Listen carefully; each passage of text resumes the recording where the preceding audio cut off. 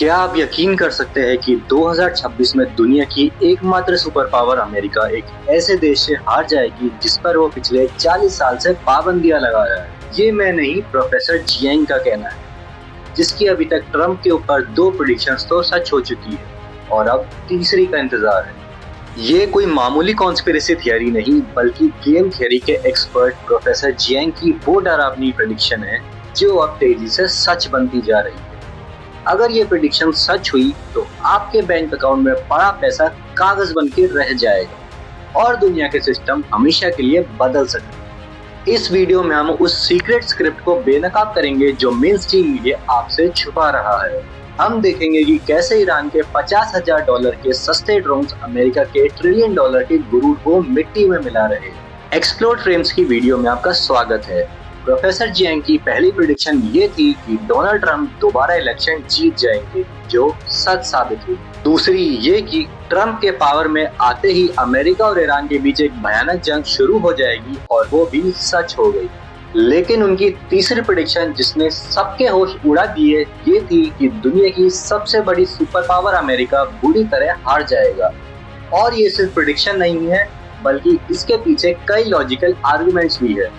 आज की वीडियो में हम उस तीसरे प्रेडिक्शन का पूरा पोस्टमार्टम करेंगे और समझेंगे कि एक मिलिट्री सुपर पावर ईरान से कैसे हार सकती है। प्रोफेसर जियांग, जो गेम थ्योरी और जियोपॉलिटिकल इवेंट्स के एक्सपर्ट है, उन्होंने अपने नए इंटरव्यू में क्लियर कर दिया है कि अमेरिका किसी भी हालत में ये जंग नहीं जीत सकती। चलो अब पॉइंट पर आते हैं और ये समझते हैं कि ईरान इस टाइम कहाँ खड़ा है। अगर हम प्रोफेसर के एनालिसिस को देखें तो पता चलता है कि ईरान इस जंग के लिए 1-2 सालों से नहीं, बल्कि पिछले 20 सालों से तैयारी कर रहा है। उनके इस्लामिक रजीम में ये एक आखिरी जंग के तौर पर देखा जा रहा है और वो अमेरिका को बड़ा शैतान मानते हैं। ईरान ने पिछले जून में होने वाली जंग से बहुत ज्यादा एक्सपीरियंस हासिल किया। उन्होंने बस हमला नहीं किया, बल्कि उन्होंने अमेरिका और इजराइल दोनों की ताकत, उनके डिफेंस सिस्टम की कमजोरियां और उनके हमला करने के तरीके को बहुत गहराई से स्टडी किया है। उनके पास पूरे 8 महीने थे इस हमले की तैयारी करने के लिए। सबसे बड़ी बात, ईरान डायरेक्टली लड़ने की बजाय अपने प्रॉक्सीज का बढ़िया से इस्तेमाल कर रहा है। इन प्रॉक्सीज में यमन के हूतीस, लेबनान के हिजबुल्लाह, पैलेस्टीन के हमस और इराक और सीरिया के शिया मिलिटेंट शामिल हैं। इन सब ने मिलकर अमेरिका के लड़ने के तरीके को अच्छी तरह से समझ लिया है। अब उनकी स्ट्रेटेजी अमेरिकन मिलिट्री को मारना ही नहीं, बल्कि वो चाहते हैं कि पूरी अमेरिकन एम्पायर इकोनॉमी को तबाह किया जाए। ये लोग डायरेक्टली अमेरिका से टकराने की बजाय उन कंट्रीज को टारगेट कर रहे हैं जो अमेरिका की इकोनॉमी की असली ताकत है, यानी जीसीसी कंट्रीज, जिसमें सऊदी अरेबिया, यूएई, कतर और बहरीन शामिल है। ईरान की ये स्ट्रेटेजी इतनी खतरनाक है कि इसका अंदाजा आप इस बात से लगा सकते हैं कि वो सिर्फ मिलिट्री बेसिस पर मिसाइल्स नहीं गिरा रहे, बल्कि अरब देशों के क्रिटिकल एनर्जी इंफ्रास्ट्रक्चर और पानी की सप्लाई सिस्टम को भी टारगेट कर रहे हैं। मिडिल ईस्ट के इन देशों में पीने के पानी का कोई नेचुरल रिसोर्स नहीं है। वो समुद्र के नमकीन पानी को डिसैलिनेशन प्लांट्स के जरिए प्रोसेस करके इस्तेमाल करते हैं। इन देशों का 60% से ज्यादा पानी इन्हीं डिसैलिनेशन प्लांट से आता है। प्रोफेसर जियांग ने इसे एक एग्जांपल देकर समझाया कि एक छोटा सा ईरानी ड्रोन, जिसकी कीमत मात्र $50,000 होती है, अगर वो सऊदी अरेबिया के शहर रियाद के मेन वाटर डिसैलिनेशन प्लांट्स पर गिर जाए और उसे तबाह कर दे, तो उस 10 मिलियन के आबादी वाले शहर में सिर्फ 2 हफ्ते के अंदर पीने का पानी खत्म हो जाएगा। इसके साथ ही ईरान ने स्ट्रेट ऑफ हॉर्मुज़ जैसे रास्तों को ब्लॉक करना शुरू कर दिया है, जहां से इन अरब देशों का 90% खाना आता है। आमतौर पर लोग समझते हैं कि इन सब चीजों से थोड़ी बहुत ही महंगाई आएगी, लेकिन असल में ईरान सऊदी अरेबिया, यूएई जैसे देशों को मिटाने की धमकी दे रहा है। ये देश अमेरिका की इकोनॉमी के लिए रीढ़ की हड्डी का काम करते हैं। ये अरब देश अपना ऑयल दुनिया को डॉलर में बेचते हैं, जिससे डॉलर की डिमांड हमेशा ऊपर ही रहती है। फिर ये देश डॉलर को अमेरिका के स्टॉक मार्केट और रियल एस्टेट में इन्वेस्ट करते हैं। अमेरिका की पूरी इकोनॉमी और स्टॉक मार्केट एआई पर खड़ी है। इन एआई डेटा सेंटर्स में सबसे ज्यादा इन्वेस्ट इन्हीं अरब देशों की है। इस जंग के चलते अगर ये अरब देश अपना ऑयल नहीं बेच पाएंगे तो उनकी इकोनॉमी तबाह हो जाएगी। और फिर वो अमेरिका के एआई सिस्टम में इन्वेस्ट कर देंगे। जिस दिन ये अरब इन्वेस्टमेंट रुकी, उस दिन अमेरिका का ये झूठा एआई बबल पूरी तरह फट जाएगा और पूरी अमेरिकन इकोनॉमी जमीन पर आ जाएगी, जिसे प्रोफेसर जियांग ने अपनी लैंग्वेज में एक फाइनेंशियल पॉन्जी स्कीम का नाम दिया। अब सवाल ये आता है कि दुनिया की सबसे एडवांस और ताकतवर अमेरिकन फौज इन ड्रोन्स का सामना क्यों नहीं कर पा रही। इसकी वजह है कि अमेरिकन मिलिट्री का पूरा स्ट्रक्चर और माइंडसेट वर्ल्ड वॉर 2 और कोल्ड वॉर के जमाने का बना हुआ है। कोल्ड वॉर के टाइम पर असल मुकाबला मसल फ्लेक्सिंग का था कि किसके पास सबसे महंगी और कॉम्प्लेक्स टेक्नोलॉजी है, कौन पहले चांद पर जाता है और किसके पास सबसे बड़ी मिसाइल्स। अमेरिकन का पूरा डिफेंस सिस्टम ऐसे ही महंगी और कॉम्प्लेक्स टेक्नोलॉजी पर बेस्ड है, जिसको चलाने और बनाने में अरबों डॉलर्स लगते हैं। इसके बाद आज तक 21st सेंचुरी की जंग बिल्कुल बदल चुकी है। ये एसिमेट्रिक वॉरफेयर का दौर है, जहां एक सस्ता हथियार एक महंगे सिस्टम को तबाह कर सकता है।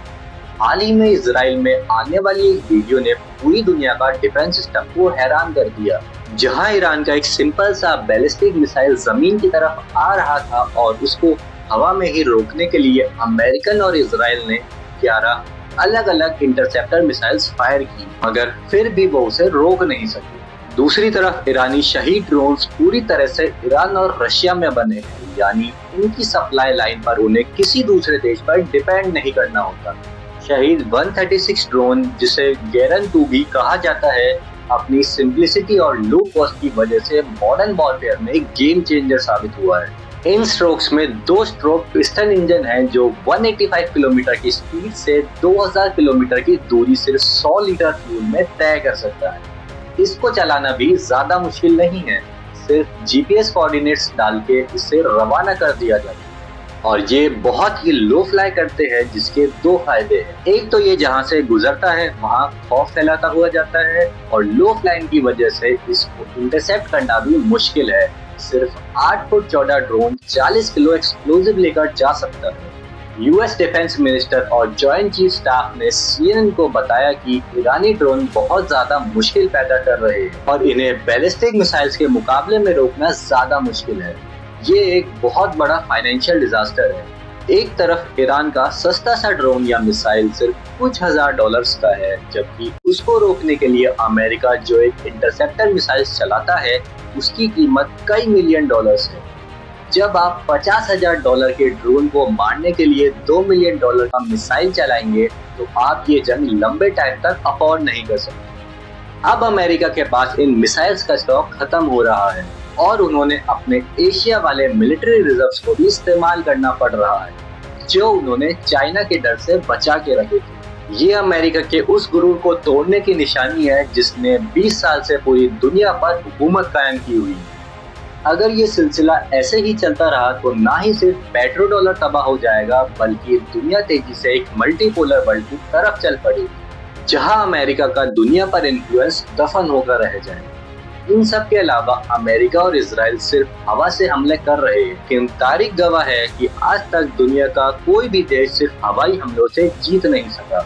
अमेरिका के टॉप ऑफिशियल्स और वॉर सेक्रेटरी के मुताबिक अमेरिका किसी भी हाल में अपने ग्राउंड ट्रूप्स फिलहाल ईरान भेजने का इरादा नहीं रखता। आने वाले महीनों में अरब कंट्रीज और इजराइल की तरफ से बहुत प्रेशर आएगा कि वो ग्राउंड ट्रूप्स को भेज के ईरान के खतरे को हमेशा के लिए वाइप आउट कर दें, क्योंकि इन देशों को कुछ भी हुआ तो अमेरिका का पेट्रो डॉलर भी इनके साथ डूब जाएगा। तो अब सवाल उठता है कि अमेरिकन प्रेसिडेंट डोनाल्ड ट्रंप ऐसी जंग में क्यों कूद पड़े, जिसके बारे में टॉप मिलिट्री कमांड ने पहले ही वार्न कर रखा था। प्रोफेसर जियांग के मुताबिक इस फैसले के पीछे 3 बड़े रीजंस हैं जिसने ट्रंप को मजबूर किया। पहला रीजन है ओवर कॉन्फिडेंस। हाल ही में ट्रंप ने वेनेजुएला पर छोटा सा सक्सेसफुल ऑपरेशन किया, उससे वो अमेरिकन मिलिट्री की कैपेसिटी को लेकर ओवर कॉन्फिडेंट हो गए। दूसरा रीजन है पॉलिटिकल फायदा। हालांकि अमेरिका को इस जंग में कोई फायदा नहीं, बट पर्सनली ट्रंप को पॉलिटिकल और फाइनेंशियल दोनों फायदे मिल रहे हैं। सऊदी अरेबिया और इजराइल इनडायरेक्टली इस जंग के लिए लॉबिंग कर रहे हैं। याद रखिए कि ट्रंप का दामाद जारेद कश्नर को प्राइवेट इक्विटी फंड में $2 का मैसिव इन्वेस्टमेंट की हुई है। दूसरी तरफ इजराइल के बड़े फाइनेंशियल बैकर्स जैसे कि मिरियम एडल्सन ट्रंप के पॉलिटिकल करियर को फंड कर रही है। बेशक यूएस के कॉन्स्टिट्यूशन के मुताबिक एक प्रेसिडेंट तीसरी बार नहीं आ सकता, लेकिन मिरियम ने खुलेआम कहा है कि अगर ट्रंप तीसरी बार प्रेसिडेंट इलेक्शन में खड़े होते हैं तो वो उन्हें $250 मिलियन देगी। ये भी हो सकता है कि जंग की आड़ में Donald Trump war time president के तौर पर अपना टेन्योर एक्सटेंड करवा ले। तीसरी वजह में प्रोफेसर ने खुल के बताया है कि अगर आप दुनिया के पुराने लीक्स और एप्स्टीन फाइल को स्टडी करें तो आपको समझ आएगा कि दुनिया का सिस्टम असल में कुछ सीक्रेट सोसाइटी चला रही है। इसमें सबसे फेमस ग्रुप इल्यूमिनाटी का है, जो 3 हिस्सों में बटा हुआ है। एक तरफ जेसूट्स है जो वेटिकन को कंट्रोल करते हैं, दूसरी तरफ सेबेस्टियन फ्रैंकिस्ट है जिनका मॉडर्न इजराइल के पावर स्ट्रक्चर पर होल्ड है, तीसरी तरफ फ्रीमेसन्स है जो अमेरिका के पूरे नेशनल सिक्योरिटी और मिलिट्री ऑपरेटर्स को कंट्रोल करते हैं। इन खुफिया और पावरफुल ग्रुप्स का ये मानना है कि एंड टाइम में मिडिल ईस्ट में एक जंग होगी और उनके नजदीक इजराइल का उसमें शामिल होना जरूरी है ताकि जमीन पर उनका हेवन ऑन अर्थ कायम हो सके। ये एक लिखी हुई स्पिरिचुअल स्क्रिप्ट है जो ये लोग हर हालत में फॉलो कर रहे हैं, चाहे इस एक्शन में कोई लॉजिक हो या ना हो, या चाहे इसकी वजह से पूरी दुनिया की इकोनॉमी ही तबाह क्यों ना हो जाए। उनको सिर्फ अपने एंड टाइम के एजेंडा से मतलब है। ये थी प्रोफेसर जियांग की तीसरी प्रेडिक्शन जो आज पहली 2 के बाद सच्ची होने के रास्ते पर नजर आ रही है। इन सब बातों का सीधा मतलब है कि अमेरिका एक ऐसी जंग के लिए लड़ रहा है जो कि अगर वो किस्मत से जीत भी गया तो भी ये अमेरिका के लिए बहुत बड़ी हार होगी।